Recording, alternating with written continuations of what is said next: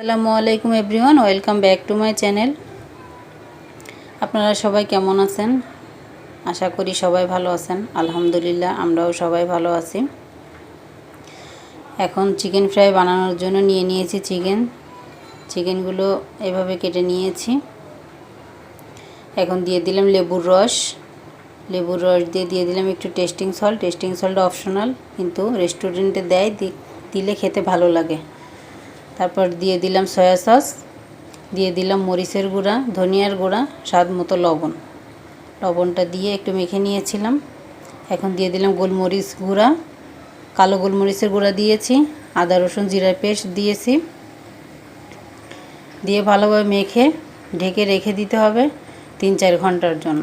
1 ঘন্টাও রাখা যেতে পারে, যত বেশি রাখবেন তত বেশি ভালো লাগবে খেতে, মশলাটা ভিতরে প্রবেশ করবে। আমি ফ্রিজে রেখেছিলাম, ফ্রিজ থেকে বের করে নিয়ে পরে ভেজে নিয়েছি। এখন নিয়ে নিলাম ময়দা, 1.5 কাপ ময়দা নিয়েছি, আধা কাপ কর্নফ্লাওয়ার নিয়েছি।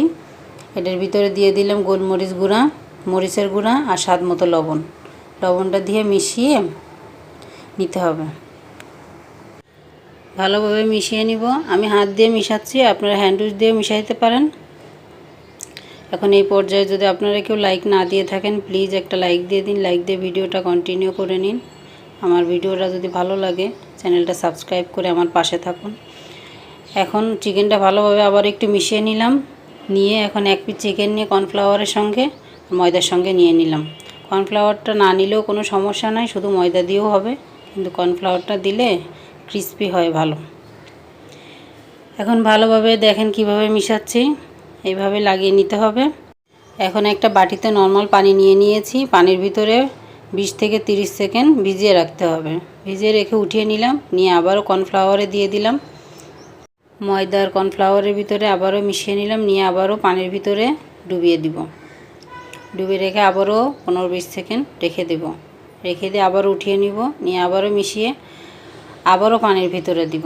এভাবে আমি 3 বার করে নিয়েছি, 2 বার করলেও হবে, কিন্তু আমি 3 বার করেছি। করে আবারও কর্নফ্লাওয়ারে দিয়ে এখন কড়াইতে তেল বসিয়ে চুলায় রেখে দিয়েছিলাম। তেলটা গরম হয়ে গিয়েছে, এখন তেলের ভিতরে একটা একটা করে ছেড়ে দিলাম। ছেড়ে দিয়ে ভালোভাবে ভেজে নিব। ভাজা হয়ে গিয়েছে, এখন উঠিয়ে নিব, পরিবেশন করব।